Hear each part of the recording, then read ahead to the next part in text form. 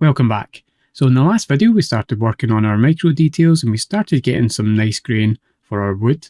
In this video we're going to work on another detail that you may or may not want on your wood, depending on the style of it, whether it's very finely finished and polished or whether it's rough sawn and still pretty rough maybe for a garden fence or something like that.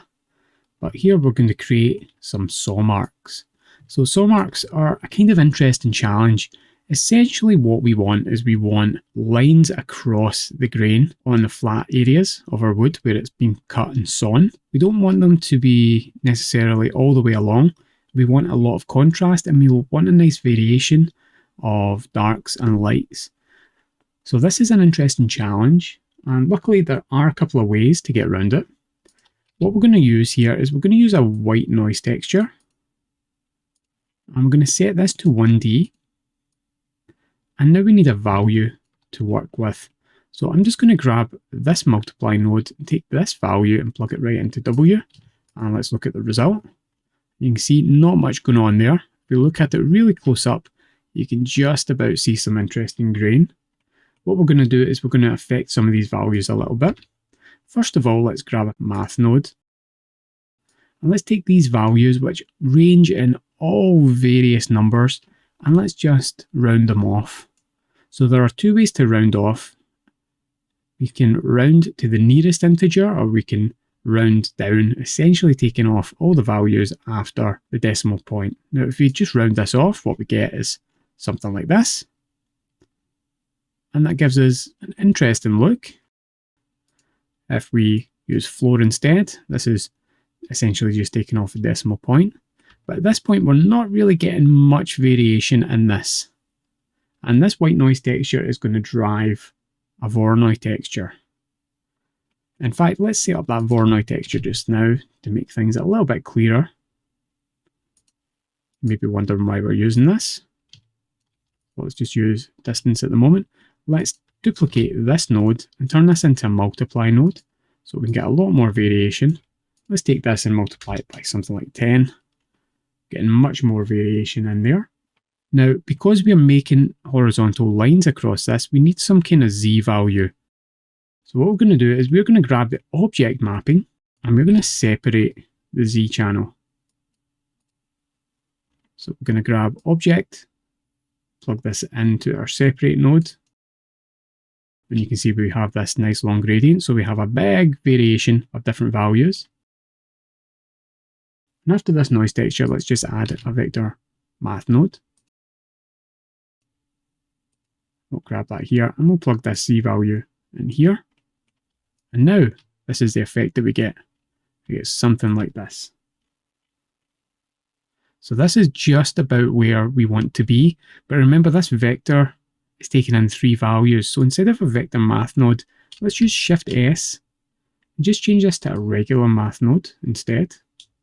If we look in here, we get a similar result. We can change the scale, increase this up quite a bit. Let's maybe take that to about 100. And now we're getting all these striations across our wood. So we're getting something really interesting there. And again, we could just take something like a map range node, or maybe we'll choose a color ramp this time. Just squeeze these values down a bit. So we want to take out quite a lot of the greys. Just leave some blacks, just to increase this up a little bit. Maybe move this down and get something really contrasty like this. And that's essentially all we want to do. This is going to give us an interesting bump map that we can use, as well as something that we can just lightly layer over the top of our material in the color slot. So let's grab this multiply node, duplicate it across. And we'll just grab this color and plug it into this second slot. Have a look at our output. And you can see there, this is quite strong. This factor we want down quite low. We really don't want much of this effect. Maybe something like 0.1. Most of this effect is actually going to come in the form of the bump map. So at the moment we have these micro dots and we have this saw. Now let's just frame this up quickly so we remember. So Control J, and we'll call this saw marks. Again, let's make sure we get into that habit of just changing the label size and colour in these. We have a node that's an extra node, but we'll plug that in as well. And we'll just take a redirect, just so everything flows a little bit clearer. And let's just very quickly set up a basic bump map.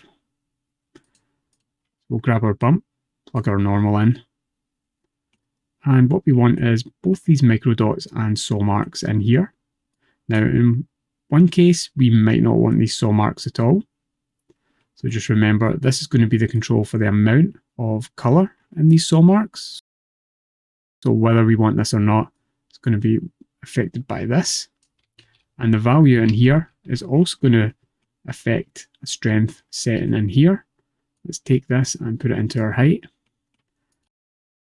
Let's grab a math node. We'll just change this to multiply, and we'll take this to 1. And this value is going to go in both of these slots. So if we have a value of 0.5 in here, you can see that we can increase and decrease the amount of this effect. Now, in this case, I think we want much less strength compared to this one. So we'll do what we've done before. We'll duplicate this node and we'll put in a divide here, and we'll just divide this by, say, 20. So now, even if we have quite a lot of the look of the colour, we're not getting quite as much in the bump map. You can still see a bit there, and we can always increase this even more if we want to make that effect much smaller. In fact, I think by 50 is actually pretty good. I can see a nice look. Let's try about 0.3 here. I actually think that looks okay. So that's our first bump. Our second one, we'll just duplicate this across. We'll take these micro dots and we'll plug this in here as well into our height. Now our height is again far too high. Maybe take this to about 0.05, a very low value. And you can see that we're getting a nice interesting bump map in there.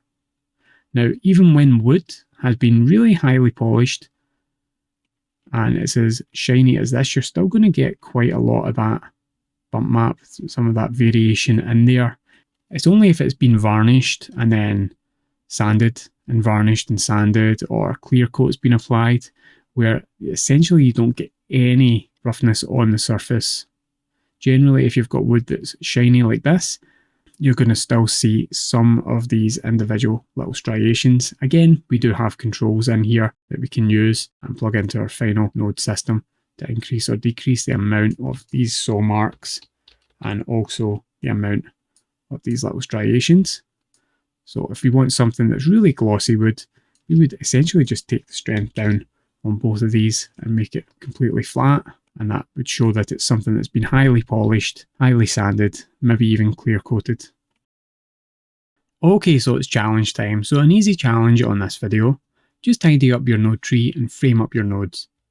Remember to stick to a colour scheme and change the size of the labels where needed.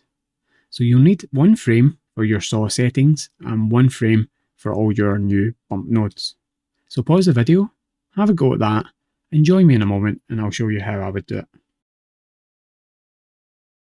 Okay, so again, another very straightforward challenge. One thing I'm going to do down here is I'm just going to fix this frame a little bit.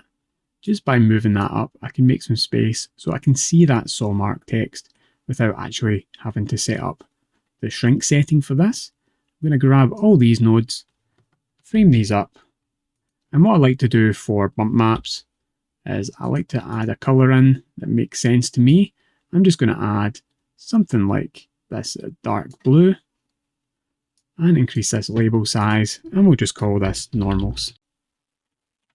Again, I'm just going to take this up a little bit so I don't have to turn on shrink, and I'll be able to see that text from wherever I am. One final thing, we'll maybe just fix this one, turn off shrink, and just move this up a little bit so we can see distortion. And we'll do the same with knots as well, but in this case we can just move this node up, and that makes plenty space so we can see what we're doing. And in this case, let's try shrink, move that up and move that back down.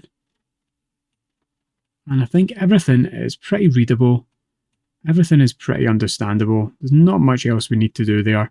I'll maybe just grab this redirect point and move it closer here and actually put it into that frame. So this can be a little bit tricky to do, but there we go. And we'll maybe just grab this redirect, move this up here. And I think that's pretty neat. Again, I'm not going to worry too much about this redirect here, but if you were really wanting to make things a little bit neater, we could just move some of these nodes over here, move this node over here, and this node here, and now we don't have that crossing anymore. And maybe that's just a little bit more understandable for you. And we'll just take a redirect and put it in the frame there as well, and just move that like that. And I think that looks very neat, very tidy. So join me in the next video and we're going to finish off our wood texture. We're going to get our colours exactly where we want them. We're going to finish off our normal maps. We're also going to finish off a little bit of detail in our colour variance, and we're going to add some roughness variation to our wood as well. I'll see you then.